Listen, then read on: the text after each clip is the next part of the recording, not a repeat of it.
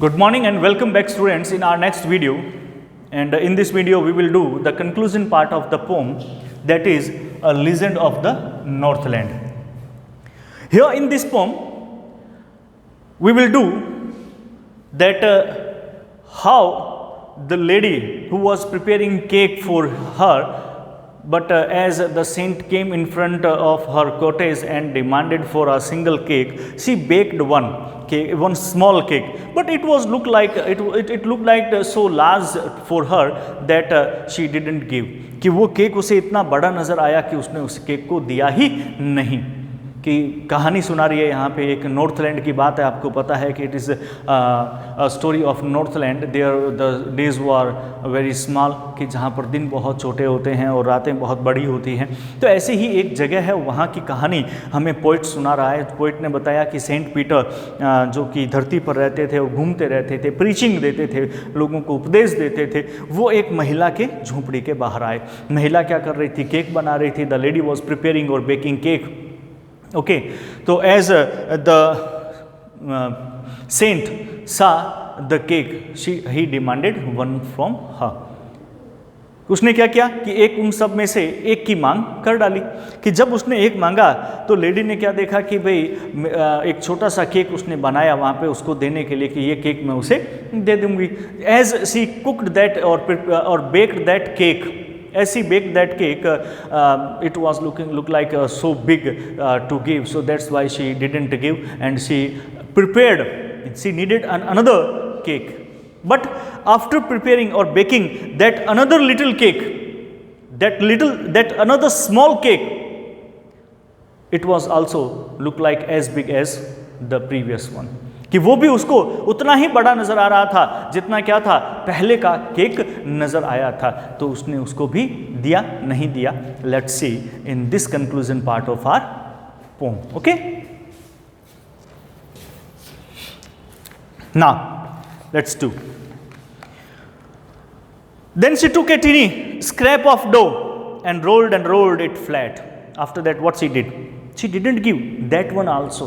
जो उसने second time prepare किया था, she didn't give, उसने वो भी नहीं दिया. उसने क्या किया? Then she took a teeny scrap of dough. उसने क्या किया?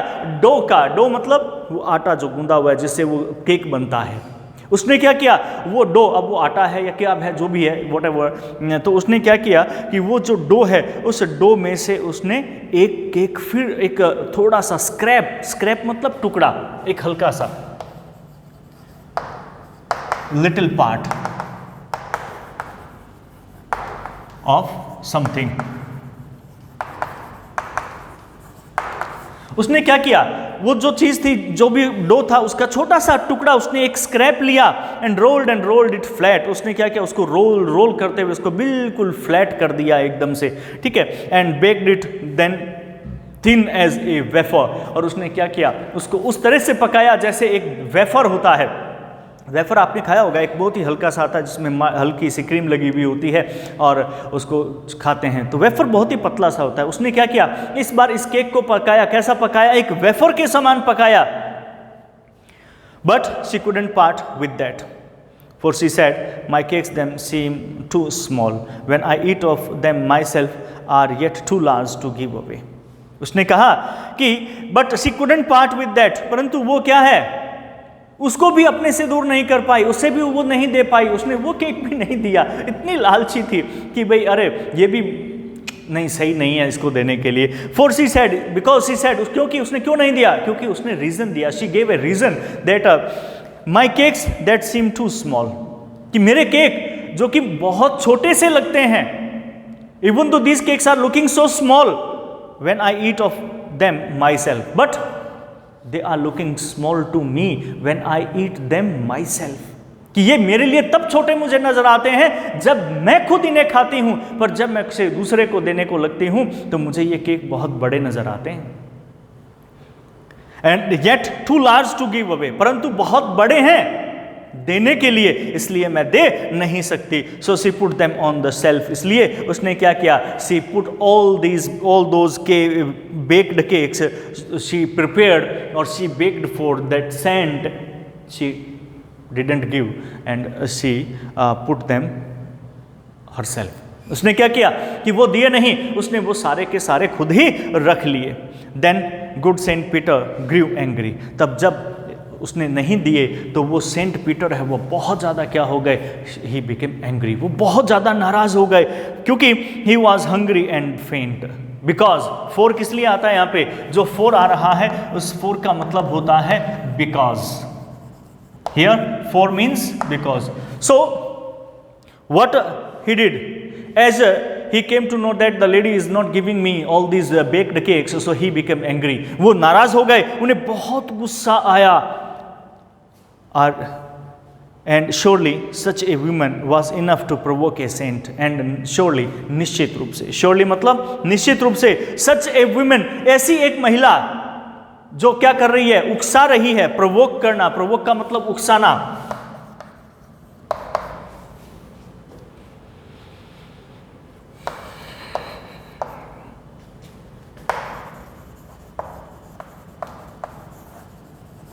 किसी को गुस्सा दिलाना, मेक एंग्री, प्रोवोक करना, किसी को गुस्सा दिलाना, किसी को उकसाना, उकसाते हैं तो गुस्सा ही आता है, तो किसी को गुस्सा दिलाना। तो उसने कहा कि then saint Peter grew angry, उसके बाद में सेंट पीटर नाराज हो गए, और उन्होंने क्या किया, क्योंकि ही वॉज हंग्री एंड फेंट, वो बहुत ज़्यादा भूखे थे और बेहोश हो रहे थे। And surely such A women, और निश्चित रूप से ऐसी एक महिला, वॉज इनफ, वो पर्याप्त थी, टू प्रोवोक ए सेंट, ऐसे एक संत को, ऐसे एक सन्यासी को प्रोवोक करने के लिए, गुस्सा दिलाने के लिए, तो वो नाराज़ हो गई। आपको पता है कि पहले के समय में संत महात्मा आते थे, बहुत गुस्से वाले होते थे। परशुराम जी इसका बहुत बड़ा उदाहरण है, हर बात पे गुस्सा आता था उन्हें, आप पढ़ भी रहे होंगे इनके बारे में, बहुत गुस्सा आता था उन्हें। ऐसे ही संत महात्मा बहुत गुस्सा करते थे पहले के समय में, अगर कोई चीज़ नहीं देता तो वो क्या करते थे, तुरंत उसे क्या करते थे, श्राप दे देते थे गुस्से के अंदर, और उस वक्त उनके श्राप लगते भी थे। तो ऐसे ही ये जो सेंट पीटर है, वो संत पीटर को जो है वो गुस्सा आ गया, उन्हें बहुत गुस्सा आया। एंड ही सेड, और उन्होंने कहा, क्या कहा, you are far too selfish, तुम बहुत ज़्यादा क्या हो, स्वार्थी हो। सेल्फिश मतलब स्वार्थी, फार टू मतलब बहुत ज़्यादा, कि तुम बहुत ज़्यादा स्वार्थी हो। To dwell in a human form, और तुम्हें इस एक मनुष्य के रूप में निवास नहीं करना चाहिए। ड्वेल का मतलब निवास करना, to live.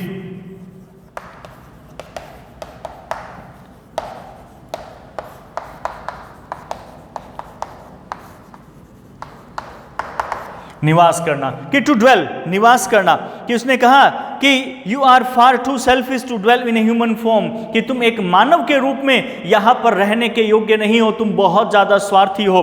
To have both food and shelter, वो भी दोनों ही तरह से तुम बहुत ज़्यादा घमंडी हो, स्वार्थी हो, चाहे वो भोजन हो या चाहे वो निवास करने का स्थान हो। शेल्टर का मतलब निवास, जहाँ पर रहते हैं हम, जहाँ शरण स्थली जिसको कहा जाता है, जहाँ पे हम शरण लेते हैं। And fire to keep you warm, and fire, और जो आग तुम जलाती हो उसके लिए भी तुम स्वार्थी हो, यानी कि ये चीज़ें तुम्हारे पास में नहीं होनी चाहिए।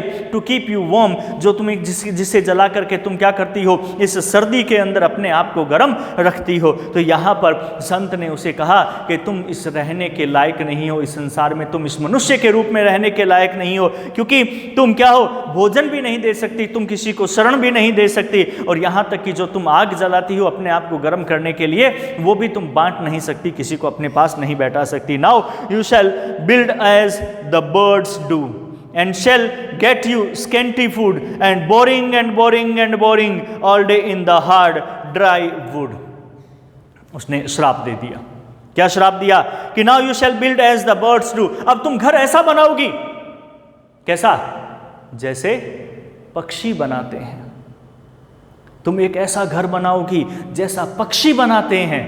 पक्षी क्या करते हैं, तिनका तिनका चुग करके लाते हैं और फिर एक घोंसला बनाते हैं। तुम इस तरह से अपना घोंसला बनाओगी। And shall get your scanty food, और तुम्हें जो भोजन मिलेगा वो बहुत ज़्यादा बदबूदार मिलेगा। स्केंटी का मतलब बदबूदार, कि तुम्हें जो भोजन मिलेगा वो बहुत ज़्यादा बदबूदार भोजन तुम्हें मिलेगा। ये तुम ध्यान रखना कि बहुत ज़्यादा बदबूदार भोजन तुम्हें मिलेगा। और उसके साथ में फिर उसने कहा, एक मिनट, कौन से सर, तो यहाँ बना रहा हूँ ना मैं, चलो एक बार इसको, हाँ तो बोल दो उनको, वो बना रहे हैं वहाँ पे।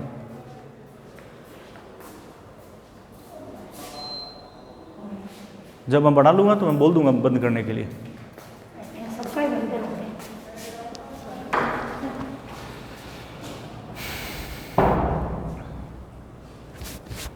And he said, sorry to disturbance.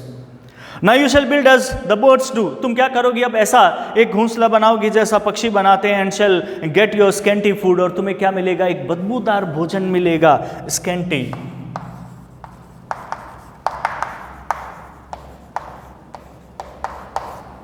बदबूदार, कि तुम्हें क्या करेगा? तुम्हें एक बदबूदार भोजन मिलेगा। By boring and boring and boring, तुम सारा दिन बोरिंग होती रहोगी, उबाऊ हो, तुम उबती रहोगी एंड उबती ही रहोगी। All day in the hard dry would, पूरा दिन बहुत ही कठिनाई के साथ में इस सूखे हुए वन के अंदर। वुड का मतलब होता है उपवन, एक छोटा जंगल जिसको बोलते हैं वुड, उपवन, ठीक है। तो उसने कहा कि तुम ये जो उपवन है, इस उपवन के अंदर तुम क्या करती रहोगी? तुम बहुत ज्यादा बोरिंग होती रहोगी, तुम अकेली उब जाओगी, पर तुम्हें कुछ देखने को नहीं मिलेगा, तुम्हें बहुत कठोर मेहनत यहां पर करनी पड़ेगी। Then up she went through the chimney, and then उसके बाद में she went through the chimney, जैसे ही उसने ऐसा कहा तो वो क्या हुई? वो महिला उस चिमनी के पास गई। चिमनी क्या होती है? जहां पर वो आग जलाते हैं ना, जिसके नीचे, तो वो चिमनी के पास में गई। नेवर स्पीकिंग ए वर्ड, उसने एक भी शब्द नहीं कहा। उस लड़की ने, महिला ने एक भी शब्द नहीं कहा। And out of the top flew a woodpecker, for she was changed to a bird. And out of the top flew a woodpecker, और उसके बाद में क्या हुआ? आउट ऑफ द टॉप, उसके ऊपर से होते हुए, फ्लू, वो उड़ गई ए वुड पिकर, एक वुड पिकर के रूप में। यानी कि यहां पर देखिए, उसने श्राप दिया, घोंसले की तरह तुम क्या करोगे? एक अपना घर बनाओगी। तो वो पक्षी बनाते हैं, तो उसने श्राप दिया कि तुम पक्षी बन जाओ, और वो क्या हुआ? वो वहां से पक्षी बन करके उड़ गई, एक वुड पिकर वो बन गई। वुड पिकर देखना आपने, जो क्या करते हैं, पेड़ के ऊपर उसकी बड़ी सी चोंच होती है, और वो सारा दिन पेड़ के ऊपर वो चोंच मारते रहते हैं। फॉर, क्योंकि she was change to a bird, वो इसलिए उड़ गई क्योंकि वो अब क्या बन गई थी? एक बर्ड बन गई थी, पक्षी बन गई थी, उस श्राप की वजह से। She had a scarlet cap on her head, उसके सर के ऊपर एक स्क्रैलेट कैप होता है। आपने देखा होगा कि वुड जो उसका यूं सर होता है, ठीक है, एक चोंचियां होती है, तो एक हल्की सी यहाँ भी बनी हुई होती है, ठीक है। तो इस प्रकार से एक ऊपर यहाँ भी एक उस प्रकार से एक हेड सा जो है वो बना हुआ होता है। तो उसने कहा she had a scarlet cap on her head, उसके सर के ऊपर एक स्कारलेट कैप होता है। And that was left the same, क्योंकि वो उसने क्या किया? उस संत ने वैसा ही छोड़ दिया। But all the rest of her clothes वो बर्न, परंतु उसके अलावा बाकी उसके जितने भी कपड़े थे वो सारे के सारे जल गए। जब वो क्या हुई? वो पक्षी बनी, तो उसके सारे कपड़े जल गए। Black as a coal in the flame, और वो काले हो गए, जैसे कि एक कोयला आग में काला हो जाता है, ऐसे ही उसके सारे कपड़े काले हो गए। And every country school boy has seen her in the wood. अब क्या होता है कि ये कहा जाता है कि उसके बाद में ही ये वुड पिकर बने, और अब हर कंट्री के अंदर, हर देश के अंदर जो स्कूल जाने वाले बच्चे हैं वो उस वुड पिकर को देखते रहते हैं, कि वो हमेशा उस वुड पिकर को देखते रहते हैं। Has seen her in the wood, उन्होंने हमेशा उसे जंगल में देखा, उस उपवन में देखा। Where she lives in the trees till this very day, जहाँ पर वो आज भी पेड़ों के ऊपर रहती है। Boring and boring for food, और वो सारा दिन भोजन के लिए वो बोरिंग होती रहती है, वो कड़ी मेहनत करती है, पर फिर भी देखो वुड पिकर जो होता है उसे जल्दी से भोजन नहीं मिलता। वो चोंच मारते रहते हैं, किसके ऊपर? इस पेड़ के ऊपर। जैसे पेड़ का तना होता है ना, ये पेड़ का तना होता है, इस पेड़ के तने के ऊपर वो चोंच मारते रहते हैं, फिर जाकर के उन्हें इनमें से कहीं ना कहीं छोटी सी थोड़ी सी भोजन उन्हें मिलता है। तो इस तरह से संत महात्मा ने उसे क्या किया? एक सजा दी। Saint Peter gave him a punishment, gave her a punishment, तो उसे एक पनिशमेंट दी, क्योंकि वो बहुत ज़्यादा स्वार्थी थी। तो क्या सीखा आपने इससे? What you have learn from this pome? That never do selfishness, कभी भी स्वार्थपन मत दिखाओ, कभी स्वार्थी मत बनो, हेल्प करो लोगों की, वही इस जीवन में काम आएगा। Okay, so I hope you have understood this poem very well, and it is very good poem, बहुत अच्छी पोएम है, आपको अच्छी लगी होगी, मज़ा आया होगा इसको पढ़ने में। तो आप इसके क्वेश्चन आंसर मैं आपको प्रोवाइड करवा दूंगा। And till then goodbye and thank you.